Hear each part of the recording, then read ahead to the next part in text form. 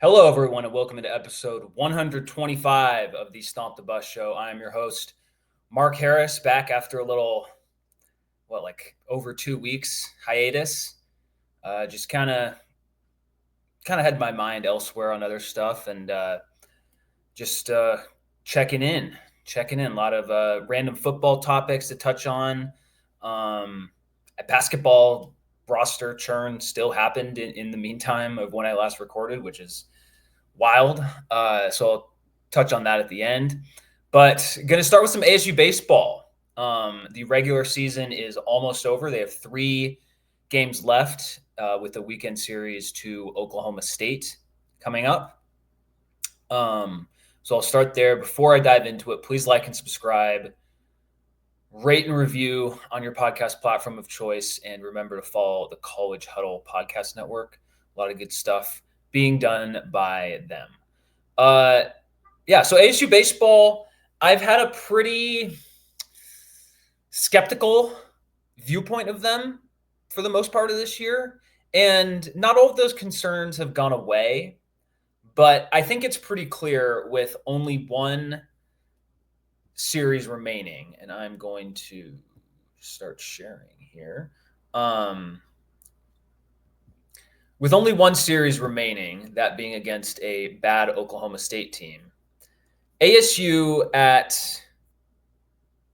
35-18 overall, their 18-9 conference record is second in the Big 12, only to West Virginia.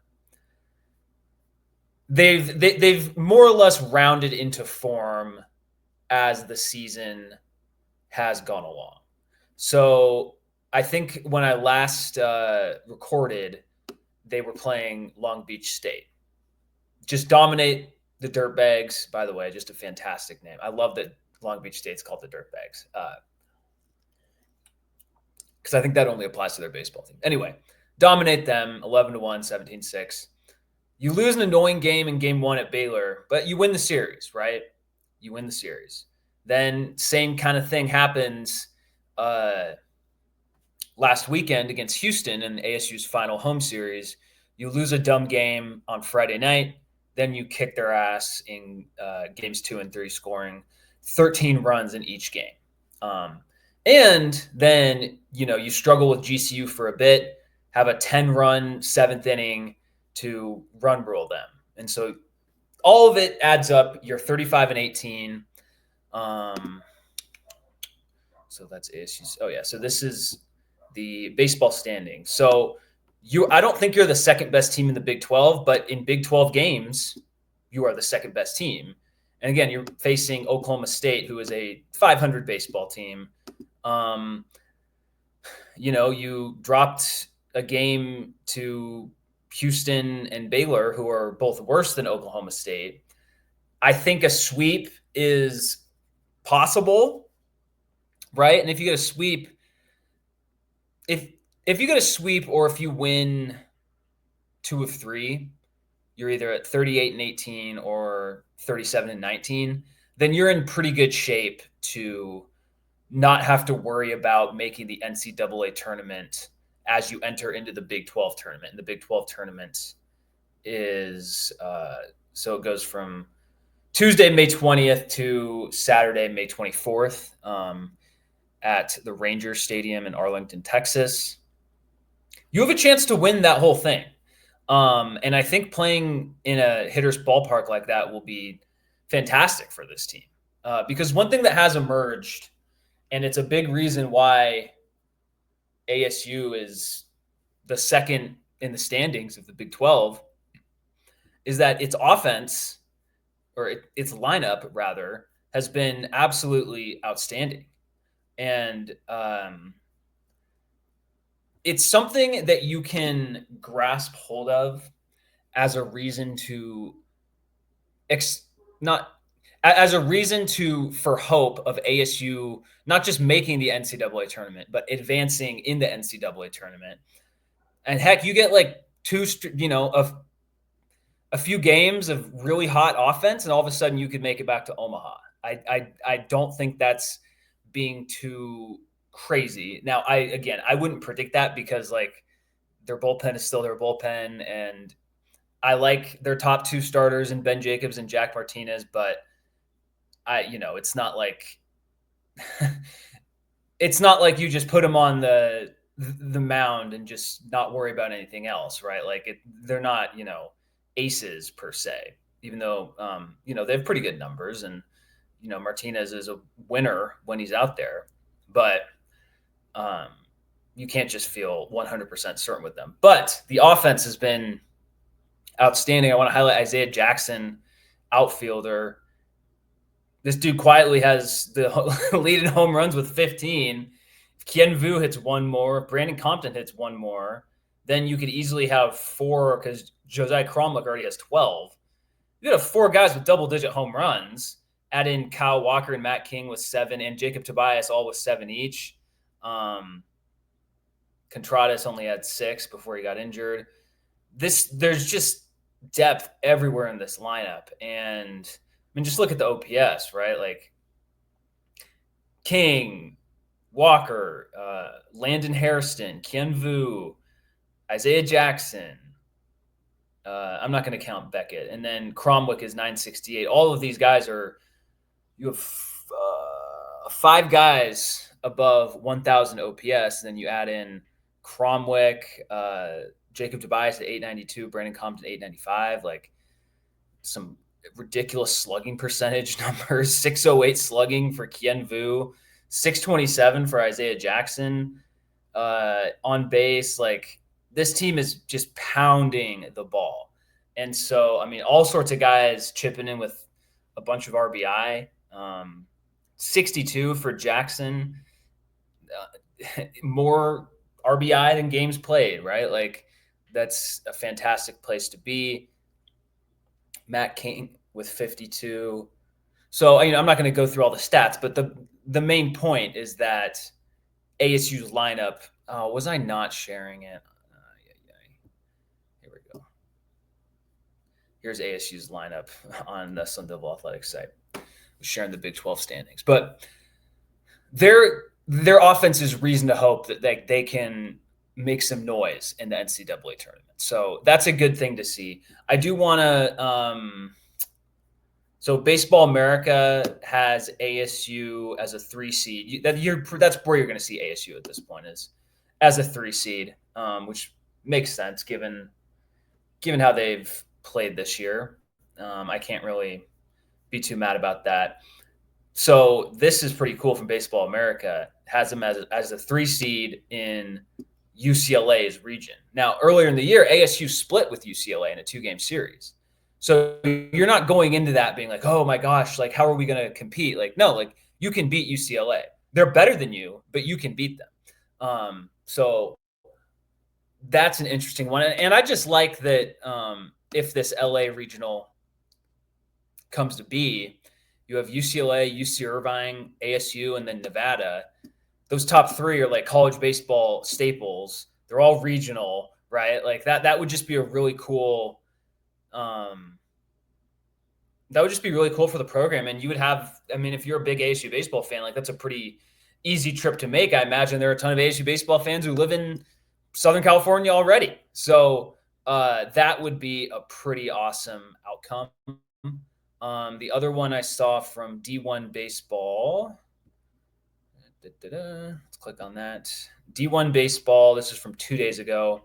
So that was likely before the GCU win, which, first of all, it's important that they're not on the bubble, right? You're not one of these last 4 teams in, those being Virginia, Western Kentucky, UT, Rio Grande Valley, and Iowa. And then you're obviously not on the outside looking in. They do have Oklahoma State as kind of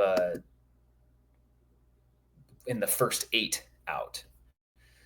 So this would have ASU going to Alabama. I don't know anything about Alabama baseball right now. Clearly, they're pretty good. And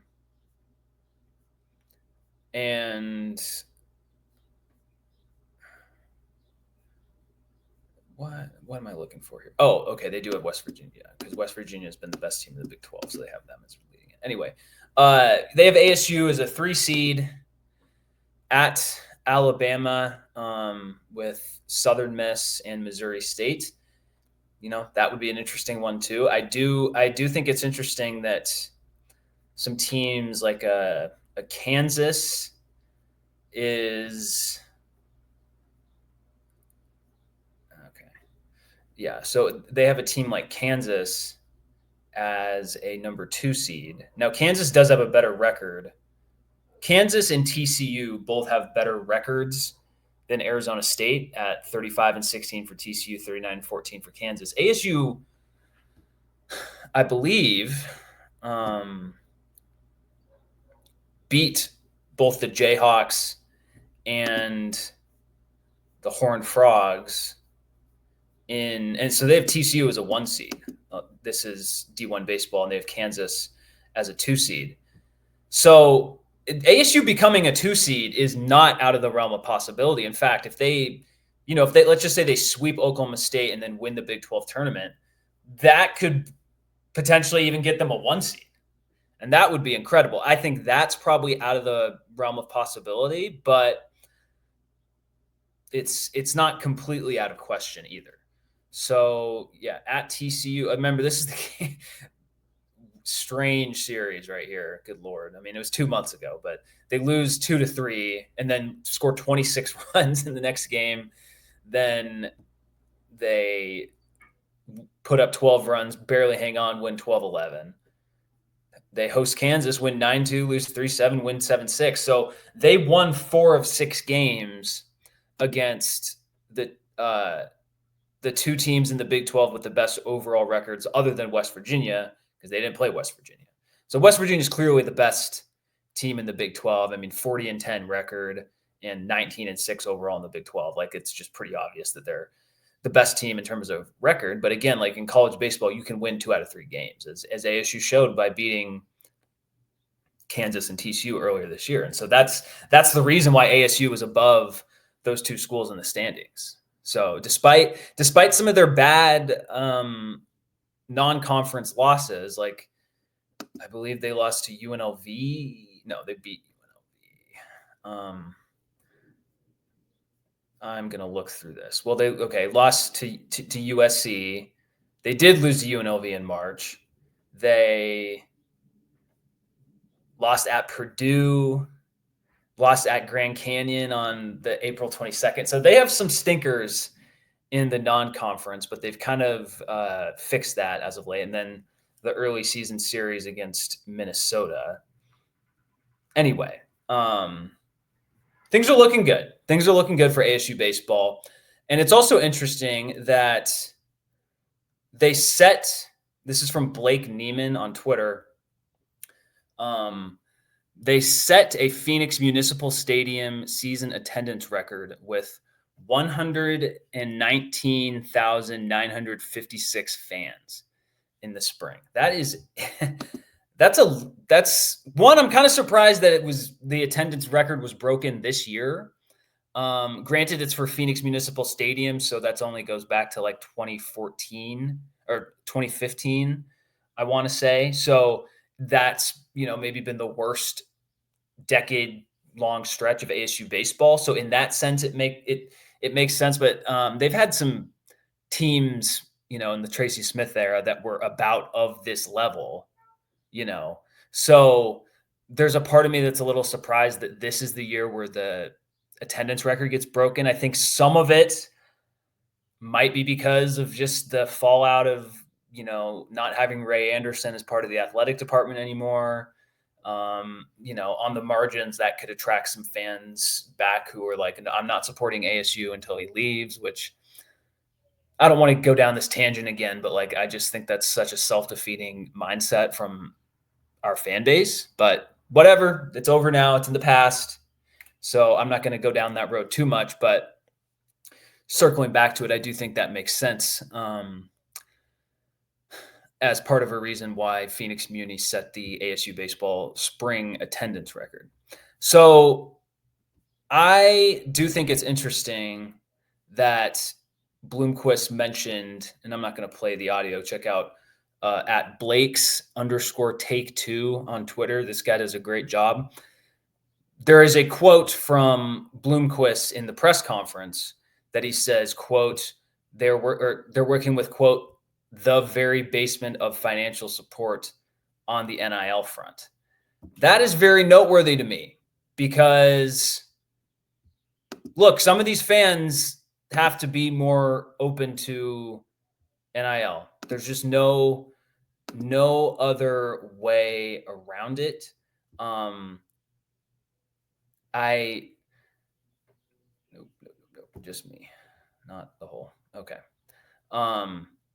It's when you draw 120,000 fans for a season of baseball and you're still working with the bottom of the barrel NIL for the team, that doesn't compute, right? Like the support is there, right? ASU baseball has a legitimate fan base for college baseball standards. And so maybe that just means there needs to be a few of the whales need to just kind of understand that, like, hey, like, we're going to need to keep supporting, because ASU didn't get ravaged by the portal last year. They lost like 2 guys, but it's an ever-present threat. And so this program is too good. It is too historic. It is too successful to be in what Bloomquist describes as the bottom of the barrel NIL, what did he say? I don't want to get his words wrong. The very basement of financial support on the NIL front. That is imperative that it changes. Now, some of the change could just come naturally I'm not going to do a whole thing on the house settlement. If you're a college fan, you've probably heard of this. It's basically when this house settlement goes through, this would be the thing that spurs where the athletes are just getting paid straight from the college, and NIL becomes less of a factor, but it will still be a factor. Don't get it twisted. So this is something that could change naturally. But I mean, he's kind of calling out Graham Rossini a little bit by saying we're working with the very basement of financial support on the NIL front. Like, and he's kind of mentioned this stuff in the past. Now, some of this is like, how much are you going out there and, glad handing like a Kenny Dillingham is doing, and a heck of Bobby Hurley has done. Molly Miller potentially has done. Like, how much is Willie Bloomquist doing that? I don't know, and I don't want to speculate, but it does seem like he's been a little bit more late to the party on that front than other coaches. He's clearly done a good enough job this year of putting a team together that like doesn't have all these issues, because the team's going to make the tournament. Right now, we can quibble about, oh, well, ASU should be doing better than that, but like for this year, making the tournament is the expectation. There's a part of me that thinks, like, is the ASU baseball fan base, like, it's, from my outside perspective, like, it seems like it's an older generation that probably isn't real on board with the whole NIL stuff. And so that could be a big rock to push up the hill for Bloomquist if you're already kind of yourself like a little bit late to the party on this. And then you have to deal with these older entrenched fans who will go to the games, who will support the team. But when it comes to, pouring money into NIL, they're not about that. That's a tough thing to deal with. And so we know that they're going to be expanding scholarships for baseball, and that is something that can definitely offset the NIL deficit. That definitely will. But if ASU ever wants to, be a legitimate College World Series contender, which is for the overall program, like overall expectations for ASU, like that needs to be the standard. Like it's the best, maybe other than men's golf, but like it's the best team sport historically at the school. There are built-in advantages. It has the history. It has the track record of putting like, I mean, you have Barry Bonds and Reggie Jackson in your like as players that you've sent to the MLB and who are like two of the top 10 best baseball players of all time, arguably. Like that's that's a pretty awesome, list to have. And you have this record of sending all these guys to the MLB. Like you have a place in college baseball. We haven't fully taken advantage of it in the last 15 years. One way to, get that back is by having more NIL support. So I imagine like the average fan who's donating to the Sun Angel Collective, let's be honest, like most of that money is going to football, and it should, by the way, because while football isn't working with like the top of the line NIL, it's clearly sufficient enough that they were able to keep everyone at least for this offseason, right? So, and ASU would be stupid to be like, oh, here's, Joe fans $50 in NIL. Let's, split, let's give 5 to baseball, 5 to basketball, 5 to women's basketball, and the rest of the $35 goes to football. Like, no, if you get a NIL payment that is, they don't have a preference of which sport it goes to, you put it to football. And because that's right now the most important. So anyway, just kind of wanted to touch on that stuff with baseball. I found that quote to be very interesting from Bloomquist. And I don't know how, like, if I'm Graham Rossini, I don't know how I feel about that. Seeing my baseball coach publicly come out and say, like, we are working with the bare minimum in NIL, when I think Graham Rossini is a baseball guy. Like, I think he has at least tried. There's no way he hasn't tried to supply ASU baseball with the requisite NIL that it needs. But the baseball coach is coming out publicly at the end of the home season, right, and saying we don't have enough. That's something that needs to be addressed this offseason. So as for the team this year, just don't lose this series to Oklahoma State. Just don't do it. They haven't been as good on the road this year. It's something you got to watch out for. Just take care of business. Please, a sweep would be excellent. Win 2 out of 3. Set yourself up for a good run in the Big 12 tournament, and then go from there. All right, let's switch over to football. Football. Okay, hold on. Interesting article today came out from On3, the college football and college basketball recruiting site. Or it's not just recruiting, it's just kind of college football in general. And if you've been following this offseason, Sam Leavitt and I don't know Ohio State noon games anymore. That's pretty interesting, actually. Oop. All right, don't.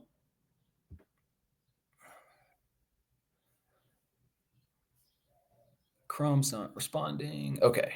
All right, we're back. We are back. On3 has had a lot of lists, and Sam Leavitt has been high in those lists, right? Like, he has been regarded as a top quarterback in the country for college football. And so this is another one of those lists. Now, if my computer can work. Okay, so I'm just going to read. College football season is getting closer. There are officially 100 days left until the 2025 campaign gets underway. To celebrate, On3's Clark Brooks broke down the top 100 players in college football for the 2025 season.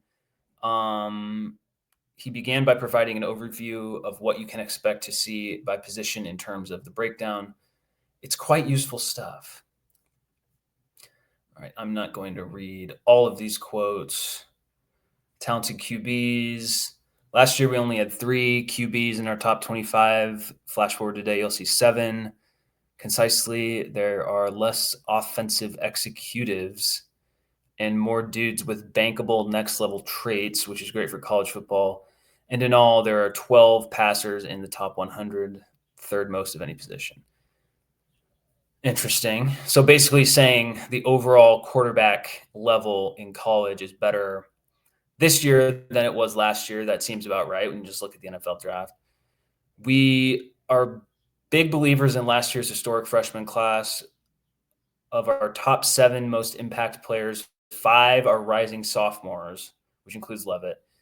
And a handful of others made the cut at this stage. Okay, whatever. For lovers of quality line play, this should generate plenty of smiles. Why would you say it like that? That's weird. Linemen are 45% of the top 100. That is very interesting as well. Some of it is just due to other positions dealing with uncertainty. So he's kind of giving an overview of his methodology and just how the list is going to shake out. So top 100 players in college football. Number 1 is Jeremiah Smith at Ohio State, the wide receiver. That makes perfect sense. If you watched college football last year, if you watched Ohio State win the national championship, he might have been the best player in college football last year. He was excellent. Oh, I shouldn't have opened this, man. Is it just going to keep messing up with my computer? This is not good. Okay. Dylan Stewart, edge rusher, South Carolina. Caleb Downs, safety, Ohio State. Edge called Simmons, Texas. We saw him in the Peach Bowl. He was awesome. And my computer, I should never open an On3 article again.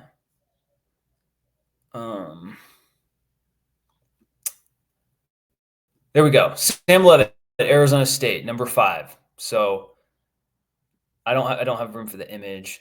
Brooks, here's his quote. We had On3 higher on him than the consensus, but he just delivers value all over. In my annual QB study, Levitt was my favorite player to chart. He is a potent passer with lethal precision, minimizes mistakes masterfully, and displays nice feats of athleticism. Charles Powers comped him to, quote, Bo Nix plus recently, parentheses, which might sound like a slight, but Nix did end up figuring it out and becoming a first rounder. But I think he might have the potential to reach another echelon with his arm talent. Speaking of, his 59.7% depth adjusted accuracy would have trailed Cam Ward's clip in last year's QB study. So this guy is a Sam Levitt believer, kind of the way most ASU fans are. Because this is some pretty high praise for Levitt. We get on 3 or higher than him in the consensus. He delivers value all over. That's what you want to hear from your quarterback, right? Or any position for that matter, but especially your quarterback. Delivers value all over. Potent passer with lethal precision, minimizes mistakes, and nice feats of athleticism. And if you watched him last year, that all checks out. I mean, he had like 6 interceptions last year. Of those 6, at least 2, and I think 3 were like tipped at the line of scrimmage type of deals. There was one against Utah, one against BYU, and then I don't know. Maybe I'm forgetting one. But my point being that like he didn't throw a whole bunch of Jeopardy balls all the time. And so that was one of the reasons he won the job right away. Nice feats of athleticism, obviously. I mean, the amount of third down, third and shorts this guy converted. I go back to the Utah game. Some of his this dude can just get to the corner, and that's something we saw with Jaden Daniels at ASU. Jaden Daniels, his first year at ASU, he was awesome. And then his sophomore year is COVID. You throw that out. Junior year, the passing was a debacle. Again, 10 touchdowns and 10 interceptions from Jaden Daniels just goes to show how bad that coaching staff was, because he's ever since he left, he's been looked outstanding in that. But even with his passing struggles that year, he was an outstanding runner and could always get to the corner. And we're seeing that with Sam Levitt. except the difference is he's just a better passer at this point in his career at ASU than Daniels was.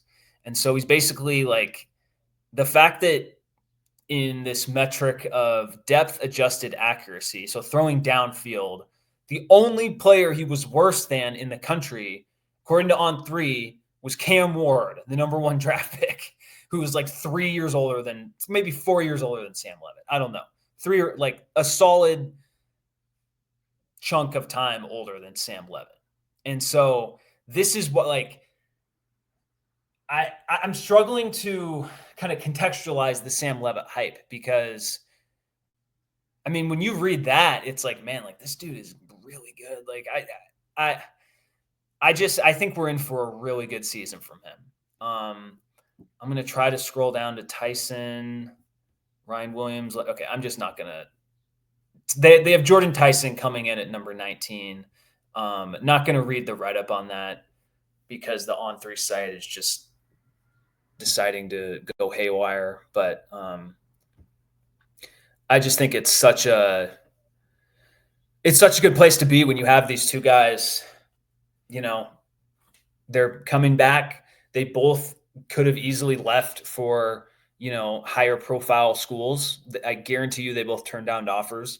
And so it's fantastic that in 2 years, the Dillingham staff has either proven itself or at least proven itself to Levitt and Tyson that you can just stay here and be developed by us and it will work out for you.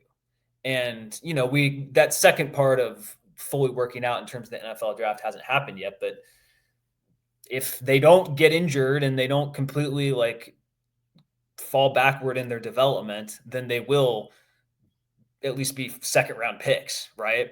And so that's great to see. You see it in ASU's recruiting. ASU is like a top 15 class right now. They're going to have a pretty big weekend to potentially add some more guys to said class.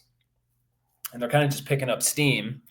They're offering guys a lot. And so it's from that perspective, the program's in good shape. And, I can talk about that all summer. But for this year, I think for ASU to accomplish its goals, and I think the goals for ASU this year is to, I'll just say, make the playoff again and win a game. I think that's the goal. That is the, I don't know what it is inside the football building or whatever, but for the fan base, it's like, let's preferably win the Big 12, but if you don't win the Big 12, somehow make the playoff, which means you're probably going to have to go 11-1 to feel good about that. And then do well in the playoff. I think that's the improving on last year. For that to happen, you can't just have Levitt and Tyson be the only top 100 guys. Last year it was those two and Camp Scadaboo. Now it doesn't have to be a running back. It would be great if it's, Kanye Udo or Kyson Brown emerges as another top 100 player. But why can't it be a defensive, what if it's Clayton Smith? What if Clayton Smith puts it all together this year and has 11 sacks per se? What if that happens? Then he's a top 100 player and he's probably going to be a high draft pick. Keyshawn Elliott, linebacker, second year playing at the Power 4 level, just it enters a little bit stronger, a little bit faster, even more knowledge of the system, and just completely balls out. He could be a top 100 player. You have Keith Abney and Xavier Alford in the secondary. Those guys, I think Alford, some college football, observers might already consider him to be a top 100 player. I don't know about that, but he's there. Keith Abney has potential at corner. Miles Rouser, like there are a lot of CJ Fight on the defensive line. There are a lot of guys like I did the show about the defense, like, and anyone who was at practice was raving about the ASU defense. Like that's something that can give an offense with Levitt and Tyson just so much wiggle room so they don't have to go out and feel like, oh, we got to score 35 every game. It's good that if you're an offense, you can be like, if we score 24 points, we're probably still in a good position, right? Like that's a good, a football 101, but that's a good place to be. And so I think there's real possibility for a defensive player to end up on this top 100 or a similar type of top 100 list at the end of the year. And offensively, maybe Shimon Mateer at tight end. Tough for tight ends to crack that. Maybe one of the running backs. And then I don't know if one of the offensive linemen will get recognized as like a top, just because it's tough with offensive linemen, you know? So I think Max Ianachor could be, or Ben Coleman at center, but that's such a tough thing to gauge with offensive linemen. So it's a good it's kind of a good little gauge of like where how ASU's players are being considered. And if this on 3 list, and ends up being similar to like an NFL draft board, then Levin and Tyson would both be like top half of the first round picks, because there were a lot of true sophomores in there, right? Like, it just from like the quick glance at it,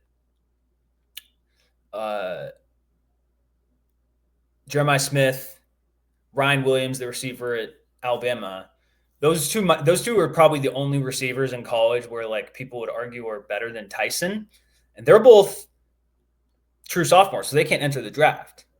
You have Caleb Downs, same thing, or maybe he is eligible for the draft this year. I don't know, but there are other like Colin Simmons, some of the quarterbacks like Lagway. There are guys on that list that will not be going to the NFL next year, no matter what. So that's really good for the first round hopes of Levin and Tyson, and the high first round hopes. Like, that's how Pro Football Focus sees it, which we touched on in our last episode. So I just thought it was cool that those guys were getting a shout out. And yeah, all right. Some more news. Probably not good news for the Big 12, if I'll be honest. The college football playoff, I don't know, committee, board of governors, whatever group you want to call it, that's a bunch of conference commissioners sitting in a hotel room, or hotel lobby somewhere, discussing how the college football playoff format should go. There was some news that came out on. Not even loading. I love my computer. All right. News that came out on Wednesday from Brandon Marcello of CBS Sports. College football playoff nearing consensus to alter seeding process with changes to first round buys. Simply put, it would just mean that the top 4 teams in the playoff would get the conference bye, or would get the bye. Top 4 teams in the playoff would get the bye, regardless of conference championships. So if you win the Big 12 at 9-3, you would still go to the playoff, but you would not get a bye. Or in ASU's case last year, ASU would have made it to the playoff, but it would have not gotten a bye. In fact, it would have had to go play at Ohio State, which, look, I understand that ultimately ASU lost its game in the playoff to Texas, but I would much rather, there's a lot of people watching these games, and especially with how people talked about Indiana and SMU after how they did in the playoff, like ASU putting up a good fight, taking Texas to double overtime, all of that, like that's a much better spot to be in than going to, Columbus, Ohio in the winter and playing the most stacked team in college football, and you wouldn't have had Jordan Tyson either. I think that at least this past year, like, it worked out with ASU having the bye. So it's funny. I bet had ASU even beaten Texas, they still would have changed it because that's just how these things operate. So, I'm not like super upset about this, because like the top 4 teams should have a bye, but for a Big 12 team, like, you're going to have to go 11-1 or better. You're not getting a no 10-2 team that wins the Big 12 championship game is going to get a bye. If there's only 4 buys, like, that's not happening. So if you go 11-1, I mean, if you go 12-0 and win the championship, then the league championship, then you'll get a bye. And if you go 11-1, it's up in the air, right? But you would at least have a higher seed. Like, you might get to host a first round game. So I think it's just something to watch for. I haven't been following all these playoff meetings super closely. Just I don't know. For me as as a fan, I think I'll worry about the playoff if ASU is has a chance to make it. What I mean by that is just take care of business in the regular season. For this year, that means any 9-3 is kind of the bottom of the barrel of what my acceptable seasons are, if that makes sense. So I think the goal should be to go 10-2 or better in the regular season. It's possible. It's going to be difficult. It's going to be difficult. Like Texas Tech at home is going to be tough. Baylor on the road is going to be tough. Utah on the road is going to be tough. Iowa State on the road is going to be tough. Colorado on the road in the back half of November is going to be tough. But we said this kind of thing last year, and none of us thought in a million years ASU was going to go on the road to Kansas State and win. And so I remember saying ASU had a 0% chance of winning that game, and then they, open up a 24-0 lead at one point in that game. So you never know how it's going to play out. And ASU, with its defense, I think will be in every game. It needs to go 10-2 or better. If it goes 9-3, you're probably still going to finish ranked. You have a chance to win 10 games. Heck, you might still be able to play for a conference championship. So 9-3 is not the end of the world. It would be, depends how it happens and depends on whether you're still in the mix for a Big 12 championship. If you go 8-4, no, I'm sorry. 8-4 in your average ASU season. Yeah, that's a good campaign. 8-4 in the 2025 ASU season will be disappointing. And ASU's win total is 8.5 wins. I think that's a pretty fair line for them. So that's kind of the playoff thing. You're going to hear a lot of Big 12 fans complaining, deservedly so, about having less of a chance to get a first round bye. There's a proposal out there where the Big 10 and SEC each get 4 guaranteed teams, and the ACC and Big 12 each get 2 as part of a 16-team playoff. There are going to be some Big 12 fans that don't like that.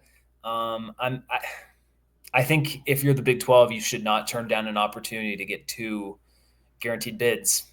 You just shouldn't, because there's no guarantee that you'll even have 2 teams that would have otherwise made it. So I think you take that. I think you swallow your pride. But for all these schools in the Big 12 and ACC, I've said this on the show before, but just start readying your plans to try to make a jump. Try to make a jump to the Big 10 or the SEC or whatever super league that comes about. Put yourself in the best possible position to be a team that gets brought up to a super league. And I think ASU is doing a lot of those things. And I think the fact that the athletic department is being kind of encompassed or taken over by the school is, in the grand scheme of things, I think it's good for, it is good for ASU athletics because it kind of relieves some of the potential money issues there. There will be downsides to it, probably, but I think it's better than just kind of letting the athletic department fend for itself in a time when the economic model is completely out the window. So, that's something to kind of watch for as the court cases wrap through this summer and we know more about the House settlement and, the $20+ million that each school have to allot to pay its athletes. All of those are things to watch. I think that ASU's athletic department being kind of folded in with the school is a good move for the most part. I wanted to touch on, so Josh Pate big, okay, big college football podcaster. He's very high on ASU. He called ASU his America's team, in part because they weren't in the Big Ten or SEC, which I found to be interesting. But he visited ASU over the offseason, and he had them ranked, I believe, like 12th or 13th, which is pretty high. And this guy's like he's not one of these college football fans who throws aside like talent ratings. So I think he has LSU higher than ASU, which I understand. Like they had a great portal haul, they recruit well, all that. So I get that LSU, but like a lot of other prognosticators would have ASU above LSU. So anyway, that's just an example, but he has ASU pretty high in this clip that I retweeted. He's talking about how like ASU didn't lose any players despite being a Big 12 team. And again, schools were trying to pry guys away. Undoubtedly didn't happen for anyone who was going to start. And that none of the coaches left. So you just have all this continuity. You have talent. He mentioned in another clip that like there's just a really good vibe and an overall togetherness with ASU. So that's something to keep an eye on. It's something that kind of, I don't say saved them in games, but was a factor in their benefit in some games this year. Like a mentally weak, not together ASU team does not win the UCF game last year, for example, because that was a game where a lot of things were going wrong. They came out flat. The crowd attendance wasn't great. All these things, didn't go their way, and they were still able to win. And that I keep talking about that game because it changed ASU's season. If they lose that game, they're at 3 losses in the Big 12. They're not going to the championship game. They instead go to the Alamo Bowl or something, and they who knows, but you have a completely different type of season that as opposed to the season you did have. So, anyway, I think that this togetherness and kind of for it to be noticeable enough that a random media member is picking it up, I think that's noteworthy, and I think that can really help them in I think a Big 12 that's going to be a little bit better than it was last year. So there's that from Josh Pate. I also want to touch on 2 incoming players for ASU football. About a week and a half ago, they got this guy, Akeem Lanu. He's a 6'7" wide receiver from Northern Illinois. Not great production last year, but I think this is a guy worth bringing in. You can use him in special goal line situations, deep targets. I think this guy has a place. So let's hope Mr. Lanu does well. He was a JUCO guy for a bit, so kind of went coming an unconventional route. Speaking of JUCO, this was something that didn't end up being a huge deal, but 2 weeks ago now, reading from Brandon Huffman's Twitter, Foothill College edge Joshua Shanklin, the number 1 JUCO edge nationally and top JUCO player in California in the 2025 class, is headed to Arizona State. ASU beat out Missouri, Ole Miss, and I believe West Virginia on getting this guy, Joshua Shanklin. He's like a top 5 JUCO player. Had double-digit sacks last year. This is a guy who could potentially help you this next year, because he's not a true freshman coming in. He doesn't need to like put on. He's not a true freshman playing against 16-year-old 220-pound offensive tackles or whatever. It has to put on weight like this. He's more mature. So I mean, having this guy coming off the edge on a 3rd and long, like that was an area that ASU struggled last year. who knows how effective he'll be, but he's probably better than, or at least better at specifically pass rushing than some other guys. And so it just gives you more depth on the defensive line. And it's a good addition. This was someone that fairly major programs wanted. And it's a small piece that could end up being a big deal when the actual season commences. So he's also considering UCLA. All right, Foothill College defensive coordinator Brandon Younger says, what makes Josh so good is his athleticism and versatility as a defender. He excels at rushing the passer, but he also possesses intangibles that enable him to cover and play in space. Pretty good review. So that's an underrated, low-profile pickup for ASU football. But this guy could be the difference in ending a few opposing drives for another team. And so I think ASU is noticeably better with Shanklin on it than not. So I think I've touched on enough football stuff. I think I'll go into some big picture, what this season means for ASU stuff as the summer goes along. I'll probably be a little bit less regular and posting videos. We'll see. We'll see what happens. We're going to get some guests. We'll see about that too.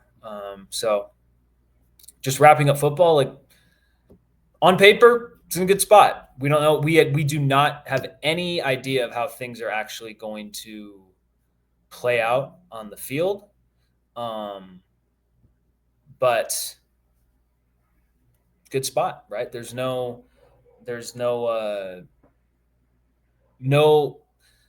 really that you can be like, oh, this is a huge issue. No, it's like you got all these players returning. You have 4 or 5. You have a highly ranked quarterback. You have a highly ranked wide receiver. You trust your coach. All your coaches return. It's just, let's see how it plays out. And I think everyone's kind of excited about that with 99 days till kickoff, 100 days on Thursday, May 15th, as I'm recording. But if you're listening, maybe less than 100 days until college football starts. So, although I wonder if they're counting the Ireland game. I bet not. I bet they're just counting the first Thursday, because that would be such a tease to be like, oh, the Ireland game is 100 days out, but everyone else, it's 107 days out. So anyway, all right, going to touch on basketball really quick. They added another player.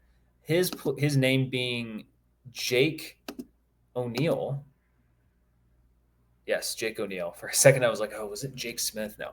Jake O'Neal from Idaho State. 6'4" senior guard. And he averaged like 13 points per game, I want to say. This is from Joe Tipton. 6'4" senior, averaged 13 points, 9.3 rebounds. It's pretty good. So good rebounding guard, 13 points a game, 6'4".